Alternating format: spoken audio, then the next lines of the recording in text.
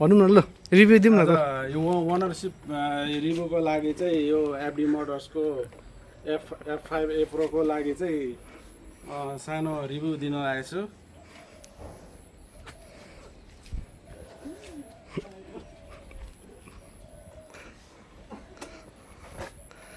कस्तो छ त रिभ्यू सरको यो 9 महिनाको? यो अहिले चाहिँ करिब 9 महिना भयो मैले चलाएको चाहिँ। हजुर। अब रेन्ज चाहिँ मैले चाहिँ 100 किलोमिटर पाइरहेको छु। हजुर। तपाईँको के अरे सिङ्गल मतलब मोड 1 मा चाहिँ तपाईँले कति 26 को स्पिड कुदाउनु भयो भने चाहिँ 150 को रेन्ज पाउनुहुन्छ। अनि मोड 2 मा चाहिँ तपाईँले चाहिँ 42 को स्पिड कुदाउनु भयो भने लगभग 120 को किलोमिटर आउँछ। अनि मोड 3 मा चाहिँ 100 किलोमिटर जति हामीले रेन्ज पाइरहेको छु अहिलेसम्म चाहिँ। अनि सर्भिसिङ चार्जहरू के कस्तो छ? सर्भिसिङ चार्जहरू चाहिँ अहिले खासै परेको छैन। बस के अरे यो मोटर भयो, मोटरमा चाहिँ मोबिल चेन्ज गर्नुपर्ने हुन्छ लगभग 2500 किलोमिटर कुदेपछि चाहिँ। हजुर। 2500 किलोमिटर कुदेपछि चाहिँ हामीले त्यही लगभग 450 आउन जान्छ होइन। यो चाहिँ हाम्रो चाहिँ साइड ड्राइभ मोटर हो, पिएसएम टेक्नोलोजीबाट यो टेस्लाहरू कारहरूमा युज हुन्छ नि, त्यही युज भएको छ यसमा चाहिँ यो एफडी मोटर्सको। अनि यसको पिक पावर चाहिँ 3000 वाट हो भने रेटेड पावर चाहिँ 3000 वाट हो भने अनि यसको चाहिँ पिक पावर चाहिँ रेटेड पावर चाहिँ 3000 वाट हो भने अनि पिक पावर चाहिँ तपाईँको 3600 रेटेड जान्छ। अनि कम्पनीको रिभ्यू कस्तो के छ? रेस्पोन्स कस्तो आइरहेछ कम्पनीले? राम्रै छ अहिलेसम्म चाहिँ F5 प्रोको। यो चाहिँ अलिकति स्पोर्टी डिजाइनमा भयो। हाम्रो यसको चाहिँ उ पनि छ क्लासिकमा, अलिकति क्लासिक डिजाइनमा लुक्स मात्रै चेन्ज भयो, अरू फिचरहरू चाहिँ सबै एउटै छ लगभग।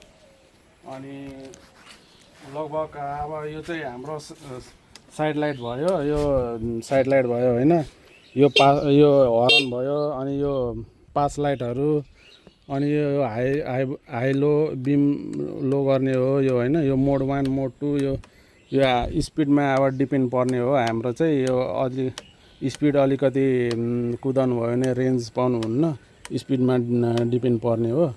यो अब एक्सिलेटर भइहाल्यो होइन। यो चाहिँ पहिले चाहिँ अब यता यो चार्जिङ पोर्ट भयो। अहिले चाहिँ लेटेस्टमा चाहिँ अहिले चार्जिङ पोर्ट यो हालेछ होइन, पहिले चाहिँ थिएन, पहिले चाहिँ भित्रबाट थियो। अनि 0 देखि 100 चार्ज हुनुको लागि कति टाइम लाग्छ होला? तपाईँको 0 देखि 100% फास्ट चार्जबाट तपाईँको कति लाग्छ भने 2.5 घन्टा लाग्ने हो फास्ट चार्जबाट। 20 to 80% मा चाहिँ लगभग तपाईँको 2.5 घन्टा लाग्छ अनि फास्ट चार्जले चाहिँ। अनि 0 देखि 100% नै गर्नुभयो भने चाहिँ तपाईँले लगभग 3.5 घन्टा लाग्छ फास्ट चार्जमा चाहिँ। नर्मल चार्जको लागि चाहिँ 6 घन्टा 7 घन्टा लाग्छ लगभग। घरबाट नि चार्ज गर्नु त सकिन्छ? नर्मल 16 एम्पियरको एमसिबी भयो भने चाहिँ हामीले चाहिँ मजाले चार्ज गर्नु। अनि बत्ती बिलहरू चाहिँ कति उठ्छ यसले? कतिको तान्ने? बिलहरू यस्तो अब बिलहरू चाहिँ लगभग फुल चार्ज गर्नु भयो भने लगभग त्यस्तै 35 रुपियाँ उठ्छ। 35 रुपियाँ राम्रो रहेछ यसको। अनि अब अरू भन्ने कुरा भनेको चाहिँ अब यो चाहिँ 16 इन्चीको टायर भयो हाम्रो। अनि 16 इन्चीको टायरमा यो चाहिँ डिस्क ब्रेक हो, CBS कम्बो ब्रेकिङ सिस्टम हुन्छ यसमा चाहिँ। ड्युल ब्रेक लाग्छ यसमा चाहिँ, जति स्पिड हान्दा पनि चाहिँ ग्याप चाहिँ ठाउँकै ठाउँ लाग्ने हो। यो चाहिँ डिस्प्लेको भइहाल्यो। 16 इन्चीको टायर भयो, यो साइड लाइट यो भयो होइन। अनि यसमा चाहिँ सबै एलइडी लाइटहरू हालेछ हाम्रो होइन। एलइडी लाइट हाल्दाखेरि चाहिँ ब्याट्री कन्जम्सनमा चाहिँ अलिकति अलिक टिक्ने हुन्छ होइन। अनि अर्को अब भन्नुपर्दाखेरि एफडीको अब ब्याट्रीमा जाउँ है त। अब ब्याट्रीमा यो चाहिँ ब्याट्रीको चाहिँ 72 भोल्ट 40 एम्पियरको ब्याट्री चाहिँ होइन, करिब 25 केजीको हुन्छ यो चाहिँ। हामीले चाहिँ यो खोलेर चाहिँ हामीले यो बोकेर चाहिँ जे होस् होम माथि तल्लामा पनि लान मिल्छ, जे होस् यो चाहिँ सजिलो छ। अरू स्कुटरमा चाहिँ हुँदैन होइन। अनि अब अरू भन्दाखेरि चाहिँ यसमा चाहिँ ब्लेड ब्याट्री हुन्छ क्या, ब्लेड ब्याट्री सेल हुन्छ क्या यसमा। 23 सेल छ क्या यसमा चाहिँ। अनि यसमा चाहिँ 23 सेल हुँदाखेरि चाहिँ हामीले चाहिँ यसो आयु चाहिँ कम्पनीले चाहिँ 5.5 वर्ष भन्नुभएको छ होइन। 5 वर्षपछि चाहिँ ब्याट्री चेन्ज गर्नुपर्ने। 5 वर्षपछि चाहिँ लगभग 5 वर्षमा हजुरको कति भने 70% हेल्थ अझै रहन्छ 5 वर्षमा। ब्याट्री चेन्ज गर्नुलाई के कति कस्ट लाग्छ र? ब्याट्री सुरुमा चाहिँ स्टार्टिङ प्राइस चाहिँ सुरुमा लन्च हुँदाखेरि चाहिँ लगभग 1 लाखको हाराहारीमा थियो होइन। अहिले चाहिँ अब घटेर चाहिँ प्राइस लगभग त्यस्तै 50-55 हजार चाहिँ पर्छ होइन। अनि सेल चाहिँ फेर्दा पनि हुन्छ यसमा होइन। अनि यो चाहिँ सेल फेर्दाखेरि चाहिँ हामीले चाहिँ यो के अरे अरूमा चाहिँ पुरै ढिका फेर्नुपर्छ भने यसको सेल पनि फेर्दा हुन्छ क्या यसको। त्यो चाहिँ विशेषता छ क्या यसको चाहिँ मेन।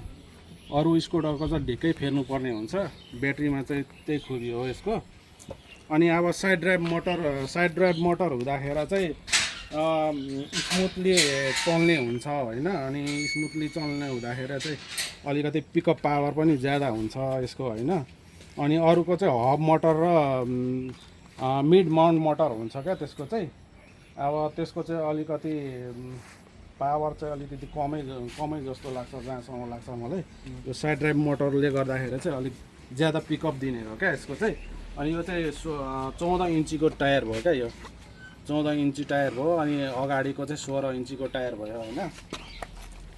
अनि अब यो सकअप यो चाहिँ हेर्नु नि मजबुत छ, डबल सकअप हो होइन यसको, डबल सकअप क्या यसको।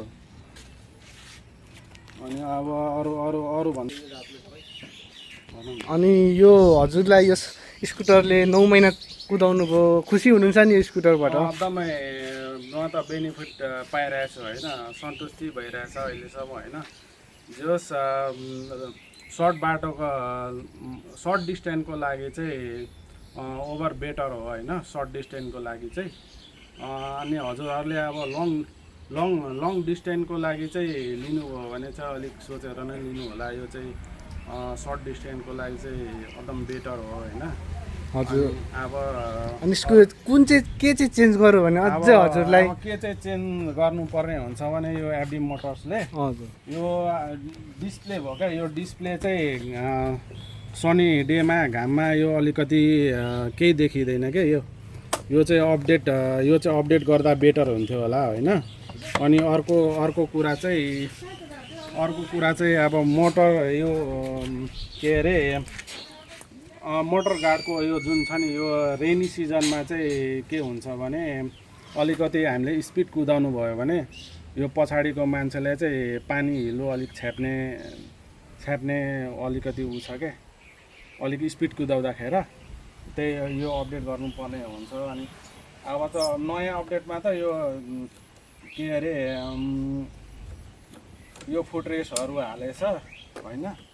अनि यसको चाहिँ 200 mm ग्राउन्ड क्लियरेन्स छ, त्यस्तो कहीँ ठोकिनेहरू त्यस्तो हुन्न क्या यो चाहिँ। अनि अब के हो, यति नै हो अब रिभ्यू चाहिँ यति नै हो। अनि यो हाम्रो कस्टमर सेटिस्फाई त हुनुहुन्छ नि यो स्कुटरमा? एकदम बेनिफिट पाइरहेको छु मैले होइन, सेटिस्फाई पाइरहेको छु होइन, राम्रो छ। तपाईहरूले पनि एफडी सोरुम भिजिट गर्नु होला एकपल्ट। हाम्रो एफडी सोरुम चाहिँ काठमाडौँको 32 पुतली सडकमा छ, अनि पोखरामा भयो, अनि बुटवलमा भयो अनि इटरीमा पनि छ अनि हाम्रो चाहिँ विराटनगरमा पनि छ सोरुम। एकपल्ट टेस्ट ड्राइभको लागि चाहिँ भिजिट गर्नु होला, अलिकति बढी जानकारीको लागि। यही नै थियो कस्टमर रिभ्यूको लागि चाहिँ।